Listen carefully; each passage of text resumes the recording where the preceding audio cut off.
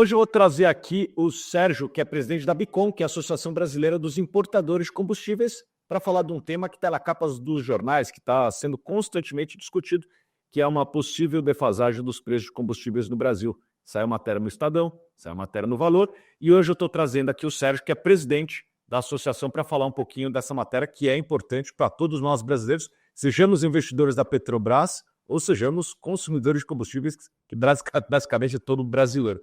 Sérgio, muito bom. Prazer conhecê-lo. Prazer é meu, Thiago. Um bom dia. Sérgio, antes de começar, conta um pouquinho o que é a Bicom, quem ela representa. Bom, a ABICOM é a Associação Brasileira dos Importadores de Combustíveis. Nós hoje estamos com 10 empresas associadas. Essas 10 empresas têm infraestrutura e operações em todos os portos que têm facilidade para importação de combustíveis líquidos no país, desde o Rio Grande do Sul até lá no Amazonas. Sérgio, o Brasil ele é importador de combustível, apesar de ser um exportador de petróleo. Eu gostaria que você comentasse um pouquinho ou explicasse a dinâmica desse mercado.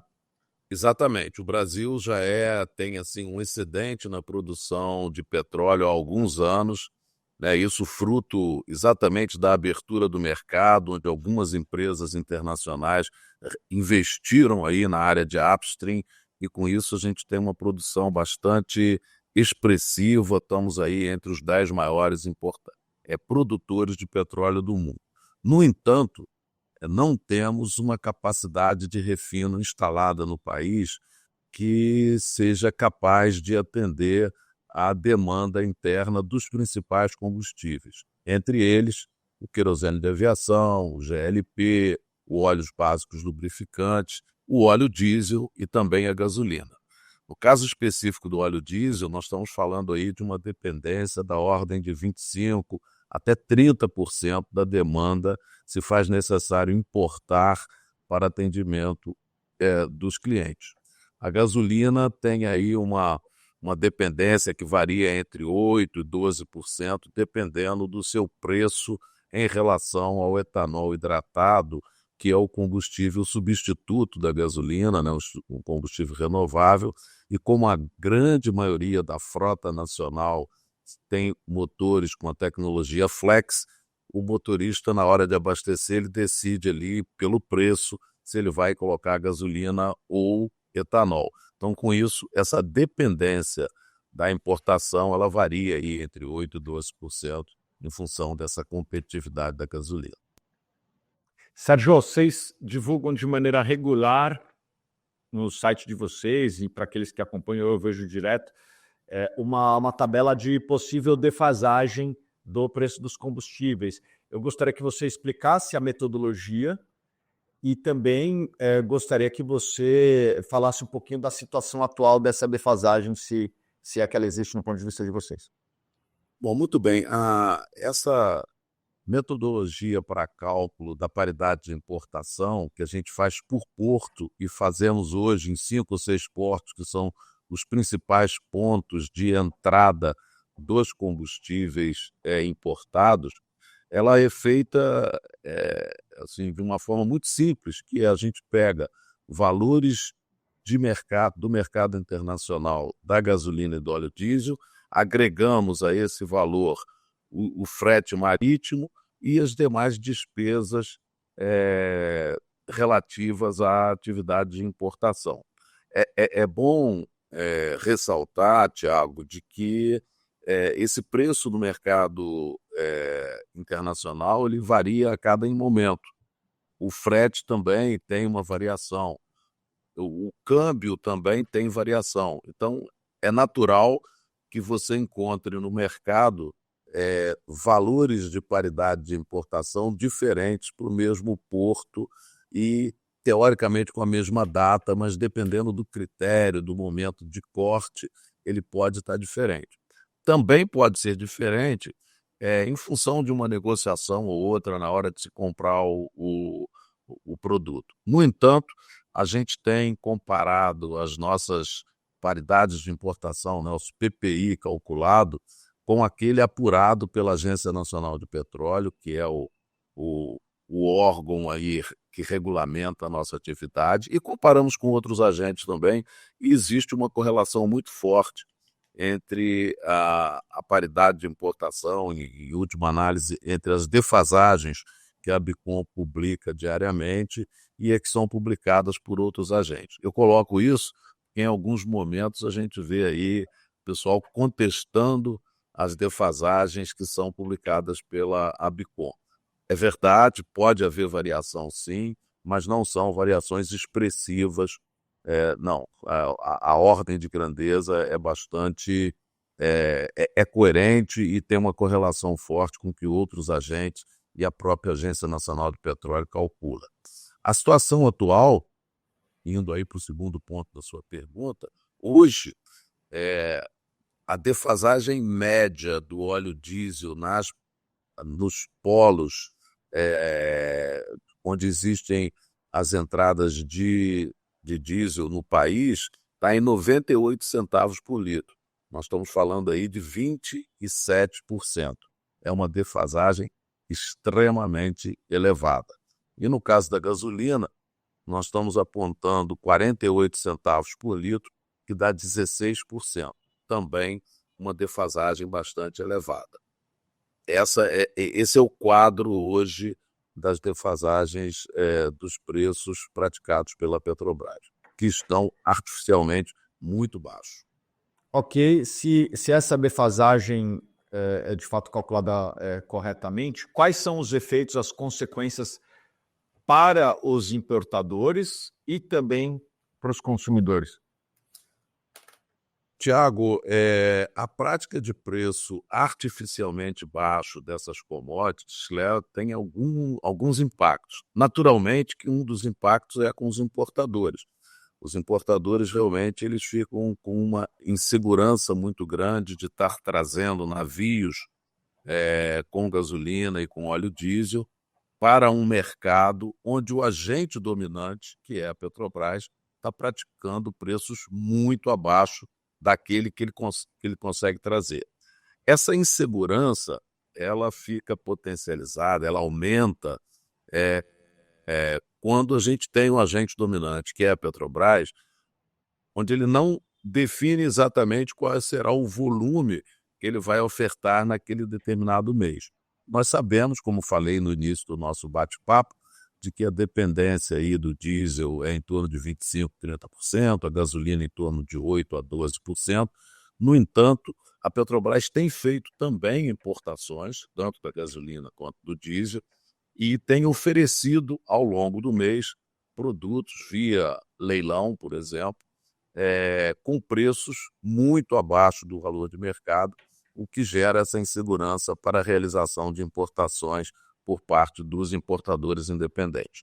Então, esse é um impacto bastante importante e que, mantida essa condição, essa insegurança, essa falta de previsibilidade, é natural que exista uma retração nas operações dos importadores e, com isso, uma redução de oferta, podendo chegar a um ponto aí de um desabastecimento pontual. Não enxergamos isso neste momento, tá? No entanto, existe esse potencial. Um outro impacto, né, além do impacto nos importadores, a gente pode ver também, né, hoje a gente fala muito em transição energética, em estímulos, existe muito aí renúncia fiscal, subsídios para a comercialização dos combustíveis renováveis. No entanto, quando a gente vê essa prática de preço artificial na gasolina e no óleo diesel, todos esses subsídios, essas renúncias fiscais, elas ficam sem fazer muito sentido. E porque o etanol hidratado, por exemplo, o gás natural, o biometano, eles acabam perdendo competitividade porque ele está competindo com um produto que está, de novo, artificialmente precificado. Então, esse é um outro impacto. Um outro impacto, Tiago, é nos produtores privados. Hoje a gente tem no Brasil refinarias que foram privatizadas, temos centrais petroquímicas que produzem gasolina, temos formuladores e, sem dúvida, esses agentes têm dificuldade de fazer a atualização dos seus preços, considerando, de novo, que o agente dominante está ali com um preço muito baixo. Então, a gente encontra, por exemplo, é só um exemplo, mas a refinaria de Mataripe, que foi privatizada naquele projeto de desinvestimento da Petrobras na atividade refino, que foi descontinuado, mas essa refinaria é privada e acredito, não posso falar em nome dela, mas acredito que ela encontra dificuldade de precificar, uma vez que a sua área de influência tem limite com a área de influência de refinarias da Petrobras, seja com a Renest lá em Suape, no estado de Pernambuco, com a Regap em Minas Gerais, e que estão praticando preços muito baixos. Então, isso gera um movimento das distribuidoras no sentido de dar preferência, e é natural, o produto que está, como disse, 98 centavos por litro mais barato, 27%. Lembrando que a margem de distribuição é muito pequena. Então, uma diferença no preço de 27% altera completamente a logística e os fluxos logísticos. A gente pode citar, além desse, um outro problema gerado pela prática de preço artificial, que é um problema que a gente vive hoje, da falta de estímulo ou de segurança para a realização de investimentos na atividade de refino.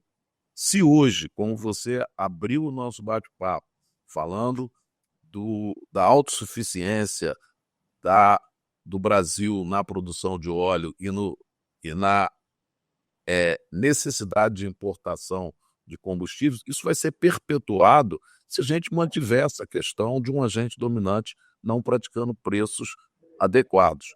Isso desestimula a realização de investimento na atividade de refino e também em infraestrutura para a movimentação desses produtos. Então, são impactos realmente bastante importantes e talvez seja o que explica essa situação nossa aí de extrema dependência para os principais combustíveis derivados de petróleo. Você acredita que a Petrobras está tomando prejuízo nessa operação de comprar combustível no mercado internacional, abastecendo o mercado interno e vendendo abaixo do preço internacional? Bom, aí eu acho que a gente tem diversas formas de avaliar esse movimento, Thiago. Eu diria para você o seguinte, como acionista da Petrobras, sem dúvida fica aquele sentimento, né, e aquela certeza de que está ficando dinheiro na mesa, utilizando aí um termo do mercado financeiro, né, de fica dinheiro na mesa, porque se a Petrobras vender a sua gasolina e o seu óleo diesel por um pouquinho abaixo da paridade de importação, e aí eu digo que a paridade de importação não calculada pela Petrobras, que ela é menor do que a dos outros agentes, por benefício de escala, por regularidade, por ter navios dedicados, ela pode ter uma PPI menor. Mas se ela vender o seu produto um pouco abaixo, 1 centavo, 0,1 centavo por litro, abaixo da paridade dos demais agentes, eu garanto a você que ela vai vender 100% do volume que ela tiver disponível.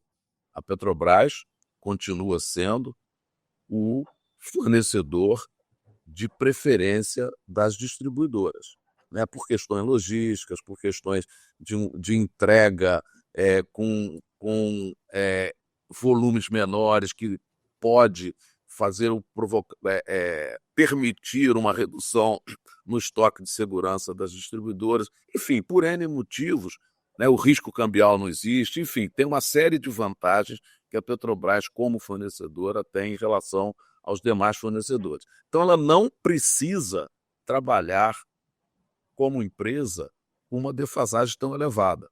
Se ela tivesse aí com uma defasagem de 0,1% ao invés de 27%, ela venderia o mesmo volume. Ou, em outras palavras, ela ofereceria para os seus acionistas, governo e demais acionistas minoritários, um resultado muito melhor. Não estou dizendo com isso que ela está tendo prejuízo, mas ela, sem dúvida, está oferecendo um resultado pior do que ela poderia oferecer. O mercado dá a ela condições de ter um resultado melhor. Então, como acionista, sem dúvida, isso preocupa, né? E talvez justifique até questionamentos aí para a direção, para o conselho de administração, que tem lá representantes dos acionistas minoritários. Então, a gente acredita que isso, sem dúvida, pode incomodar. Agora, o prejuízo a gente não pode afirmar, porque a gente não sabe exatamente quais são os custos que cada refinaria da Petrobras tem. O que a gente pode colocar com, assim, uma grande probabilidade de ter prejuízo são operações que estão sendo realizadas nesse momento pela Petrobras, onde ela está trazendo navios muito grandes, aí, da ordem de 100 mil metros cúbicos, né, comprando diesel no Golfo do México e trazendo para o Brasil e vendendo com 98 centavos de defasagem em relação à paridade de importação calculada pela Bicom. Mesmo que ela tenha uma paridade menor, eu acredito que esses navios não chegam com um preço abaixo daquele que ela está vendendo. Mas isso a gente não pode afirmar, nós não temos acesso a essas informações. A probabilidade desses navios estarem com um preço maior do que o de venda, com custo maior que o de venda, é grande, mas a gente não pode afirmar isso. Sérgio, para finalizar, essa prática não é nova, ela já foi feita no passado, lá em 2013, 2014, e gerou prejuízos bilionários na estimativa de alguns investidores, até maior do que os escândalos de corrupção. Então, portanto, essa prática ela não é muito sustentável a longo prazo. Você concorda com isso? Eu não tenho dúvida de que não é sustentável, ela pode ser responsável por um baixo desempenho da empresa, né? E como você citou, no passado aí já teve histórico de prejuízos, né? E também de insatisfação por parte de alguns acionistas que podem... Um acionista, quando investe numa empresa, ele espera que o gestor dê o melhor resultado possível. Então, se o mercado está mostrando que pode ter um resultado melhor, isso pode levar a uma fuga de investidores nessa empresa, buscar alternativas mais rentáveis, né? Então, sem dúvida, isso pode ser uma consequência também. É importante lembrar que para a construção do pré-sal foi necessário dinheiro de acionistas externos. A Petrobras, lá em 2010, ela fez uma emissão de ações relevante, de dezenas de bilhões de reais, e esse dinheiro foi utilizado na construção do pré-sal. E o pré-sal, de fato, foi um sucesso. Agora, se fala da margem equatorial, não se sabe a volumetria de investimentos que serão necessários para fazer lá, mas não se descarta a possibilidade de também ter que chamar dinheiro de acionista para fazer um ou outro investimento lá, quem sabe fazer todo o investimento. Então, se o acionista se sente prejudicado nesse momento, como que você vai chamar ele para te ajudar a fazer os investimentos que podem vir logo a seguir? Então, o capital ele tem que sempre que ser levado em consideração, uma vez que ele pode ser necessário logo ali, né? Para não dizer para honrar o que foi combinado lá atrás, né? Afinal, foi combinado algumas premissas lá atrás que podem ou não estar sendo entregues. Você concorda, Sérgio? Perfeitamente, concordo perfeitamente com a sua colocação. É importante, Thiago, lembrar também, desculpe, mas que na gestão anterior existia fatos relevantes onde a Petrobras se comprometia a praticar preços sempre acima da paridade de importação.